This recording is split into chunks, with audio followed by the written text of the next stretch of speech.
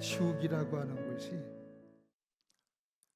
그 뜨거운 불구덩이 속에서도 물 한 방울 얻을 수 없는 것이 지옥이래. 정신이 포도턱 나더라. 거기다가 요한계시록 20장 10절에 보니까 또 미혹하던 자 마귀가 불과 유황못에 던져지리니 거기는 짐승과 거짓 선지자들이 세세토록, 온데토록 세세토록 밤낮 괴로움을 받으리라. 아휴, 괴로움을 받는 게 쉬는 시간이 없다는. 저는 그래도 아픔 속에서도 나아진다, 치료된다, 끝이 있는 아픔이다, 끝이 있는 고통이다, 이걸 생각하니까 견디겠더라고요. 그런데 지옥은 뭐라 그래요? 세세토록 끝이 없는 거예요. 뭐라 그래요? 밤낮 괴로움 받는 게 쉬는 시간이 없는 거예요. 이걸 보면서 야, 지옥 가면 안 되겠다. 나도 그렇고 우리 성도들도 그렇고. 정말 그러나 천국 하나님의 나라는 어때요? 고통이 없대요. 아픔이 없대요. 우리 한번 옛날에 불렀던 찬양인데 저 하늘에는 눈물이 없네. 우리 한번 블라스 밴드로 음색으로 해가지고 한번 키보드도 한번 쳐가지고 박수 치면서 한번 찬양 한번 합시다. 찬양 한번 해요. 크게. 왜 안 나와? 박수 한번 해주세요. 박수 치면서 저 하늘에는 눈물이 없네. 저 하늘에는 눈물이 없네. 거기는 슬픔도 없네. 저 하늘에는 눈물이 없네. 거기는 승리만 있네. 고통은 모두 다 사라져버리고 영광만 가득하겠네. 우리의 주님과 나 함께 있을 때, 우리의 주님과 나 함께 있을 때 영원한 기쁨 넘치네. 저 하늘에는 눈물이, 저 하늘에는 눈물이 없네. 거기는 슬픔도 없네. 저 하늘에는, 저 하늘에는 눈물이 없네. 거기는 찬송 넘치네. 세상의 근심은 사라져버리고 영광만 가득하겠네. 우리의 주님과 나 함께 있을 때 영원한 기쁨 넘치네. 고통은 모두 다 사라져버리고 영광만 가득하겠네. 우리의 주님과 나 함께 있을 때 영원한 기쁨 넘치네. 할렐루야. 방송실에서 조금 준비가 미흡했나 봐요. 방송실 박수 한번 해주세요. 옆에 분하고 인사하시죠. 꼭 천국 갑시다. 천국 가야만 합니다. 아멘.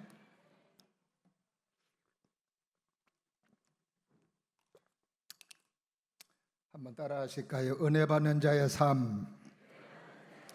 은혜 받는 자의 삶. 오늘 본문의 말씀은 우리 사도 바울이 고린도에 있을 때 로마 교회 성도들을 향해서 쓴 편지가 로마서이고 또 오늘 본문의 말씀입니다. 근데 오늘 본문 1절 말씀을 보게 되면은 접속사 그러므로라고 하는 접속사로 시작이 돼요. 이 그러므로라고 하는 접속사는 앞에 있는 내용을 이어서 받아서 결론적으로 낼 때 쓰는 접속사입니다. 그러니까 오늘 본문의 말씀은 오늘 본문의 말씀뿐만이 아니고 그러므로라고 하는 접속사를 볼 때에 1장부터 11장에 있는 내용의 말씀을 전제로 해서 결론을 내고 있는 말씀이 오늘 본문의 말씀입니다. 1장부터 11장에 있는 말씀이 뭐냐? 사람은 타락해서 마음속에 하나님 두기를 싫어한다는 거예요. 마음속에 하나님 두기를 싫어하니까 사람이 어떤 존재가 됐느냐? 불의한 자, 추악한 자, 수근수근하는 자, 비방하는 자, 시기하는 자, 탐욕하는 자, 악의가 가득한 자, 살인하는 자, 분쟁하는 자, 사기치는 자, 악을 도모하는 자, 부모를 거역하는 자. 이게 바로 하나님을 마음에 두기 싫어하는 사람들의 특징임을 말해주고 있습니다. 멸망이죠. 지옥이죠. 근데 하나님께서는 이런 사람들을 그냥 내버려 두지 아니하시고 하나님의 아들 독생자 예수님을 이 땅에 보내주셔서 그 예수님을 십자가에 달려 죽게 하심으로 말미암아 우리가 죄인 되었을 때 하나님께서 우리를 사랑하신다는 것을 예수님 십자가 죽게 하심으로 말미암아 하나님의 사랑을 확증하셨다는 겁니다. 그래서 우리는 진짜 하나님의 은혜로 구원받고 하나님의 사랑으로 하나님의 자녀가 되고 하나님의 사랑으로 천국의 시민권을 소유한 하나님의 축복의 사람이 되었음을 말하고 있습니다. 이것은 전적인 하나님의 은혜예요. 내가 노력하고 내가 애써서 내가 수고해서 하나님의 자녀가 되고 구원받은 것이 아니라 전적인 하나님의 은혜로 칭의, 하나님께서 의롭다고 칭해 주셨다는 거예요. 그래서 우리는 하나님의 자녀가 되고 천국 백성이 되고 영원한 소망을 꿈꾸는 사람이 되고 하나님의 나라를 들어갈 수 있는 하나님의 사람이 되었음을 1장부터 11장까지 말씀해 주시고 있습니다. 그래요. 오늘도 이 시간 예배드리고 있는 저와 여러분들은 이 하나님의 은혜와 사랑을 비껴간 사람은 없습니다. 다 하나님의 은혜를 받아서 이 자리에 와서 예배를 드리고 구원받고 하나님의 자녀가 되고 영원한 생명을 얻은 줄로 믿으시면 아멘. 근데 이것만 하나님께서 은혜 베풀어 주셨을까? 지금까지 살아온 모든 삶이 하나님의 은혜. 오늘 나와 예배 드리는 것도 하나님의 은혜죠. 내가 건강해서 예배를 드리는 것도 하나님의 은혜죠. 내가 가정을 이루고 있는 것도 하나님의 은혜죠. 내 자녀들과 함께 행복한 삶을 누릴 수 있는 것도 하나님의 은혜죠. 직장 생활하는 것도 하나님의 은혜죠. 사업하는 것도 하나님의 은혜죠. 저도 마찬가지로 하나님의 은혜로 태어났어요. 골수 이식하러 들어가서 자가골수 안 나와서 다시 골수 이식하러 왔다가 암이 번져서 다시 퇴원해서 골수 이식 받지 못한 사람도 있어요. 이걸 보면서 저는 골수 채취도 너무 잘 됐고 암세포도 깨끗해서 골수 치료도 이식도 받을 수 있어요. 이런 것이 하나님의 은혜였음을 고백합니다. 올해날 와서는 도저히 강단에 설 수 있을까 했는데 또 하나님이 힘 주시고 은혜 주시고 사랑하는 복제 가족들을 이렇게 만날 수 있는 것도 하나님의 은혜임을 이 시간 고백하지 않을 수가 없는 거예요. 그래서 이렇게 하나님의 은혜를 받았으니 하나님의 은혜를 받은 사람들은 어떤 삶을 살아야 될 것인가? 이게 바로 오늘 본문의 말씀입니다. 사도 바울은 오늘 본문의 말씀에서 은혜 받은 자는 어떤 삶을 살아야 되느냐? 첫 번째가 따라하십니다. 예배자로 살라. 예배자로 살라. 오늘 본문의 말씀 1절 다 같이 합독하실까요? 시작.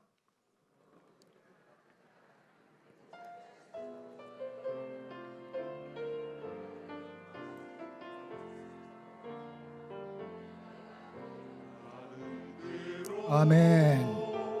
오늘 1절 말씀에서 사도 바울은 우리에게 가르쳐 주기를 은혜 받은 사람들은 무엇으로 살아야 된다? 예배자로 살아야 된다. 예배자. 우리가 보통 예배하면 예배당에서 드리는 주일 예배, 3일 예배, 새벽 기도, 금요 기도회 이런 예배를 생각해요. 너무 중요합니다. 아브라함이 하나님의 축복을 받고 이삭이 하나님의 축복을 받은 것도 예배 잘 드려서 축복받았어요. 가는 곳마다 예배를 드립니다. 가는 곳마다 하나님을 경외하고 가는 곳마다 하나님을 송축해요. 그러니 하나님께서 아브라함과 이삭에게 하나님의 은혜를 내리워 주시고 복을 주셨어요. 지금도 마찬가지예요. 여러분들의 주일 예배를 잘 귀하게 여기시고 예배 잘 드리세요. 3일 예배 잘 드리세요. 금요 기도회 잘 드리세요. 예배당에서 드리는 그 예배를 통해서 우리는 하나님과의 교제를 통하여 하나님의 힘을 공급받고 하나님의 능력을 공급받고 하나님의 사랑을 공급받아서 우리의 삶 속에서 악한 마귀와의 싸움에서 이길 수 있는 영적 에너지를 공급받는 시간이라 이 말이지요. 그래서 우리는 예배를 귀하게 여기고 예배를 잘 드려야 되는 거예요. 그 예배를 통해서 하나님의 능력이 오고 그 예배를 통해서 하나님의 역사가 나타나고 그 예배를 통해서 하나님의 기적의 역사가 나타나는 거예요. 치료의 역사가 나타나고. 저는 우리 성도님들이 예배를 귀하게 여기시기를 바라고 그 예배를 귀하게 여김 속에 하나님 베풀어 주신 하나님의 은혜가 여러분의 삶에 넘칠 수 있기를 주님의 이름으로 축원합니다. 근데 오늘 본문의 말씀에서 사도 바울은 우리가 생각하는 그런 예배당에서 예배만을 드리는 차원을 넘어서 더 숭고하고 차원 높은 예배를 우리에게 요구하고 있습니다. 그게 바로 뭐냐 하면은 거룩한 산제물로 드리라는 거예요. 따라하십니다. 너희 몸을 거룩한 산제물로 드려라. 이게 뭐냐 하면 예배당에서 드리는 예배뿐만이 아니라 우리의 삶 전체가 예배가 되어야 됨을 말하고 있습니다. 거룩한 산제물을 영어 성경에서 보니까 뭐라고 되어 있냐 하면은 산이라고 하는 것은 living sacrifice로 되어 있어요. 그러니까는 living, 우리의 삶, 우리의 살아가는 삶, 우리의 살아가는 삶이 제물이 되어야 되고 우리가 살아가는 삶이 예물이 되어야 됨을 말해주고 있는 거예요. 아까도 우리 장로님께서 참 우리 교회가 믿음의 사람들이 세상에 걱정하는 그런 사람들이 됐다고 하는, 이게 왜 그러냐? 예배는 잘 드려요. 근데 living sacrifice가 없는 거예요. 우리의 삶에서 하나님의 사람들은 하나님의 사람답게, 믿음의 사람답게, 목사답게, 장로답게, 권사답게, 성도답게 살아야 되는데 예배당에서만 성도다운 모습이지 우리의 리빙 라이프에서는 하나님의 사람다운 모습이 없기 때문에 이런 이야기를 듣는, 우리의 삶이 말씀에 순종하고 우리의 삶이 하나님이 기뻐하시는 모습으로 살고 우리의 삶이 하나님의 뜻을 따르는 모습으로 삶을 살아갈 때 얼마나 우리의 삶이 많은 사람들에게도 귀감이 되며 하나님이 기뻐하시는 아름다운 삶이 될까.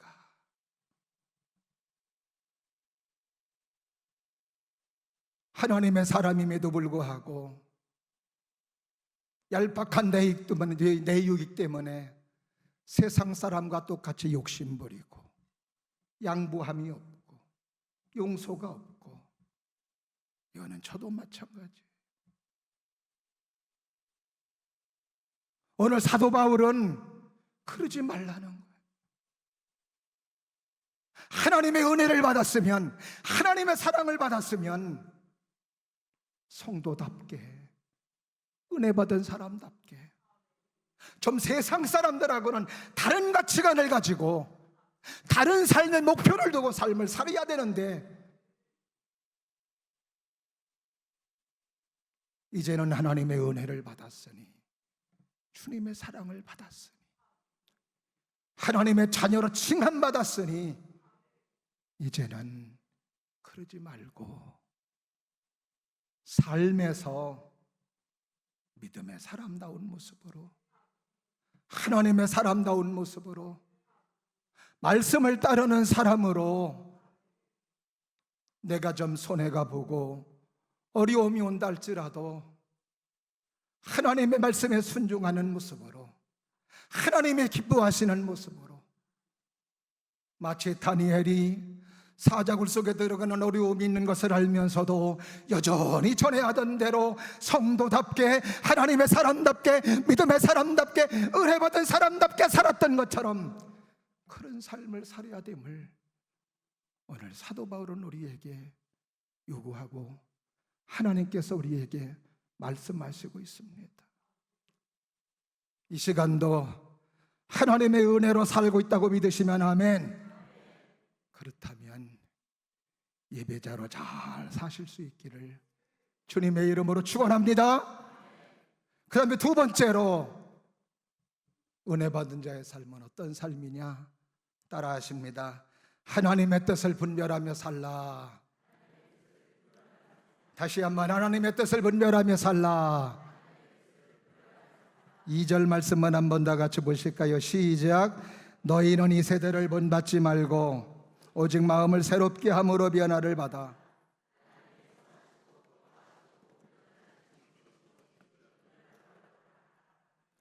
아멘. 그래. 이제 하나님의 은혜 받은 사람들은 뭘 생각해야 된다는 거예요? 하나님의 뜻을 생각해야 된다. 어느 누구도 이 땅에 내보내진 사람은, 내 맘대로 살라고 내보내진 사람은 없습니다. 다 하나님의 뜻이 있고 다 하나님의 계획하심 속에 그를 통해 이루실 하나님의 뜻이 있기에 이 땅에 보내신 줄로 믿으시면 아멘. 그렇습니다. 그런데 우리는 그 하나님의 뜻을 생각지 아니하고 내 주장, 내 고집, 내 뜻, 하나님의 뜻과는 상관이 없는 모습으로 삶을 살아갈 때가 너무나도 많아요. 옛날에 우리 전영대 목사님이 불렀던 찬양 가운데 이런 찬양이 있어요. 세상에서 방황할 때 나 주님을 몰랐네. 내 맘대로 고집하며 온갖 죄를 저질렀네. 과연 하나님 모르고 말씀 모르고 세상에서 방황할 때만 내 고집, 내 주장, 내 뜻대로 살까요? 하나님을 만나고 하나님의 은혜 받고 하나님의 사랑받아서 목사가 되고 장로가 되고 권사가 되고 중직자가 되면 내 뜻을 버리고 온전히 하나님의 뜻을 쫓을까요?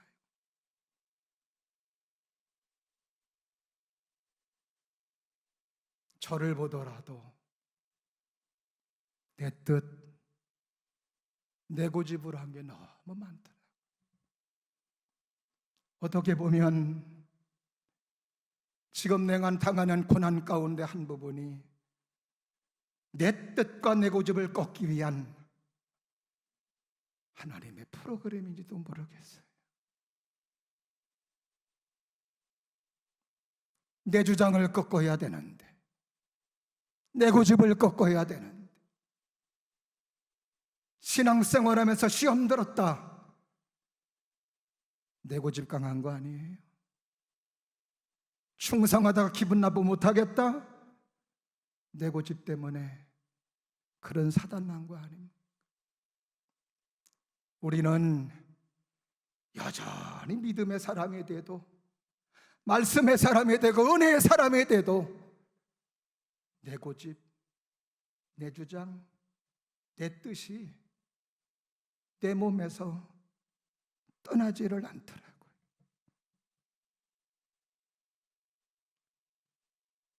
우리는 신앙생활 하더라도 내 뜻, 내 고집에서 육체를 가지고 있는 이상 어느 누구도 자유로울 수 없습니다. 육신의 옷을 입고 오신 예수님도 십자가를 앞에 놓고 겟세마네 동산에서 기도하셨던 내용 가운데 하나가 뭐예요? 아버지, 할만하시거든 이 쓴 잔을 내게서 지나가게 하옵소서. 그 쓴 잔이 뭐예요? 십자가 지나. 예수님도 육신의 옷을 입고 계시기에 아픔을 알아요. 고통을 알아요. 찢어지는 고통을 알아요. 피 흘리는 고통을 알아요. 그러니까 예수님도 싫은 거야. 아버지, 이 쓴 잔이 지나갈 수 있으면 지나가게 해주세요. 저도 입원하기 전 넷플릭스를 통해서 패션 오브 크라이스트를 봤습니다. 내 몸이 아파서 그런지 채찍에 맞을 때마다 납덩어리가 살에 박혀 예수님의 그 살덩어리가 찢어나가는 그 모습을 볼 때 내 몸이 막 우금거리더라고요. 얼마나 아프셨을까. 나의 죄 때문에 촉고난을 당했습니다. 그러니 예수님도 지나가게 해주세요. 할 수 있으면 지나가게 해주세요. 그러나 예수님 하시는 말씀이 뭐예요? 그러나 내 원대로 마옵시고 아버지의 뜻대로 되기를 원합니다. 아버지의 뜻대로 십자가 지는 일을 마다하지 않는 거예요.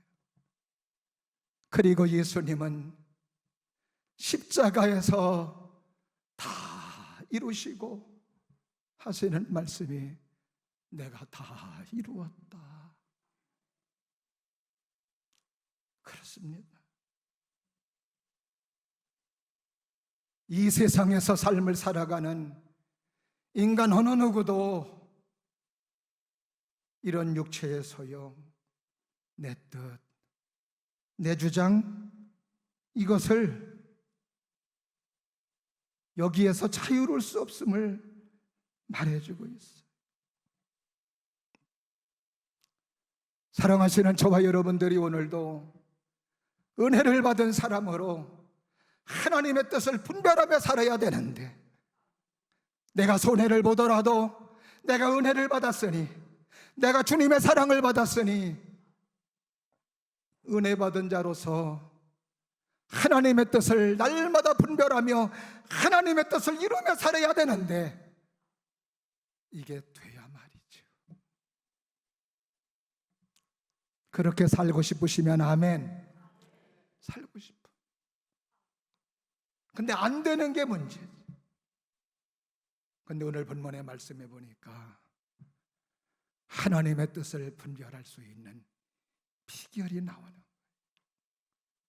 내 뜻, 내 고집, 내 주장, 이게 나에게서 철거가 돼야 하나님의 뜻을 이룰 수가 있는데 어떻게 할 때 하나님의 뜻을 이룰 수 있느냐? 사도 바울은 오늘 본문의 말씀에서 뭐라고 가르쳐 주냐면은 오직 마음을 새롭게 함으로 변화를 받아.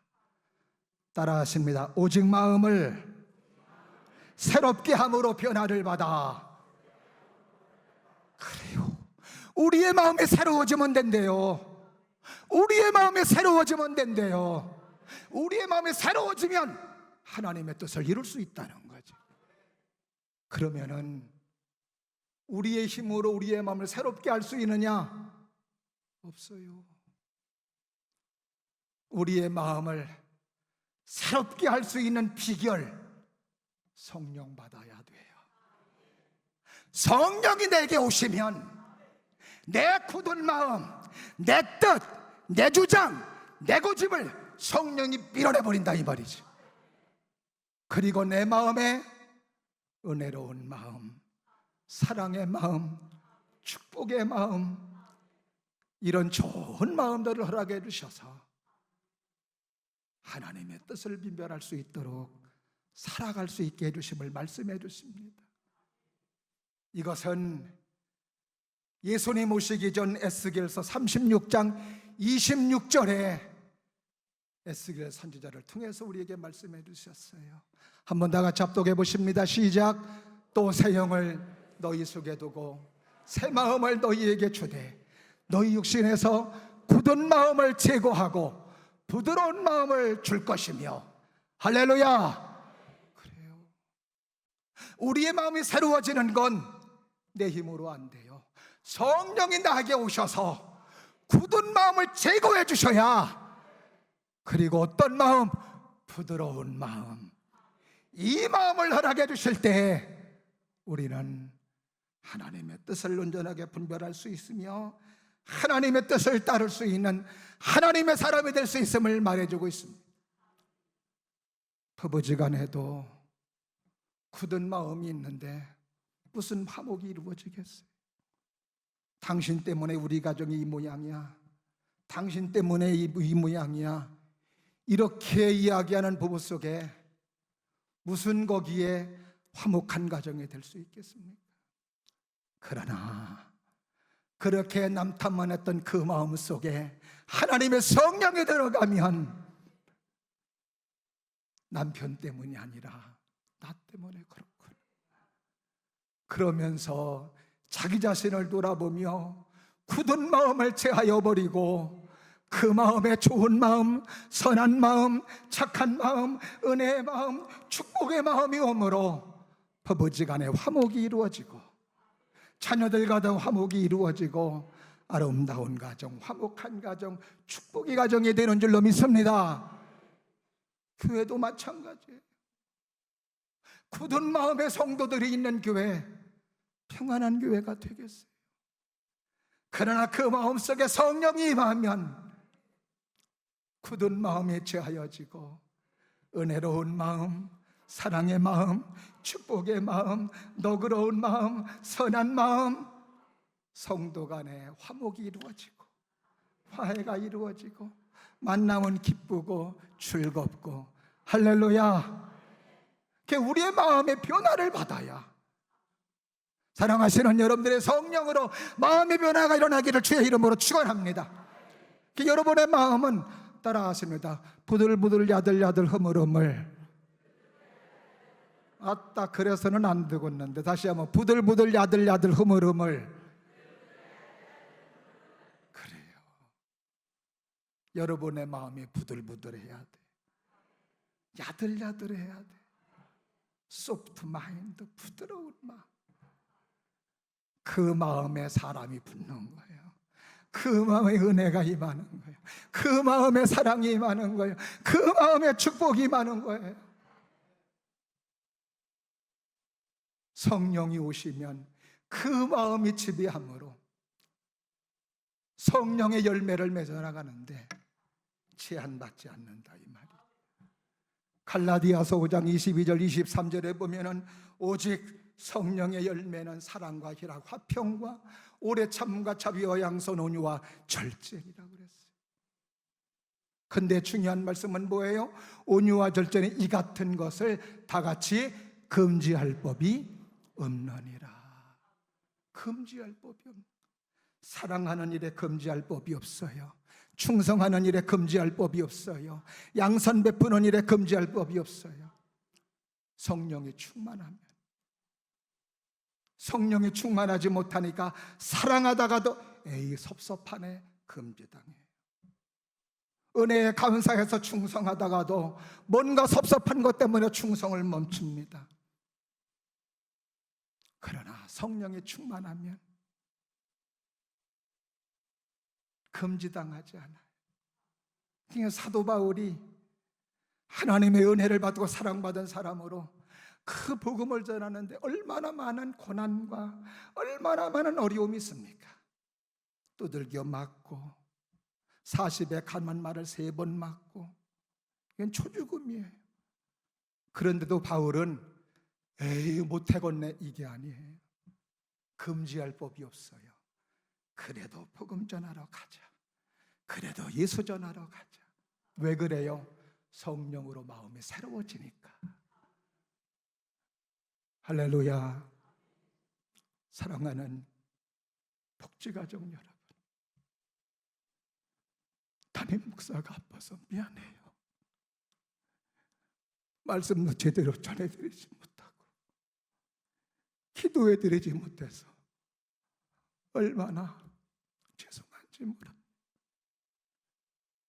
그래도 여러분을 사랑하는 마음은 진심이고 정말 사랑합니다. 우리 함께 하나님의 은혜를 많이 받으셔서 은혜 받은 사람답게, 하나님의 사랑받은 사람답게 예배를 귀히 여기고 여러분의 삶에서도 그리스도인답게 하나님의 사람답게 사시기를 바랍니다. 그리고 성령 충만하셔서 정말 하나님의 뜻을 온전하게 이루어드려서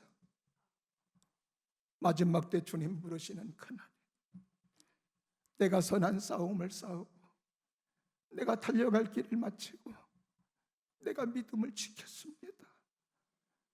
그러면서 주님 앞에 어엿하게 당당하게 서실 수 있는 우리 사랑하는 복지가족 우리 모두가 될 수 있기를 주님의 이름으로 축원합니다. 기도하겠습니다. 은혜가 풍성하신 하나님, 오늘도 저희들을 사랑해 주심을 참으로 감사합니다. 하나님,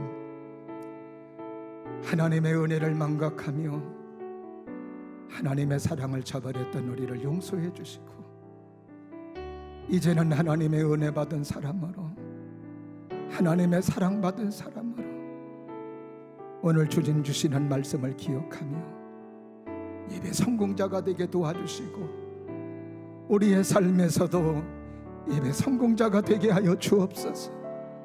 성령 충만하여 하나님의 뜻을 온전하게 이루어 하나님의 기쁨이 되게 하시고 하나님이 기뻐하시는 우리 모두가 되게 하여 주시옵소서. 예수님 이름으로 간절히 감사하며 기도드리옵나이다. 아멘.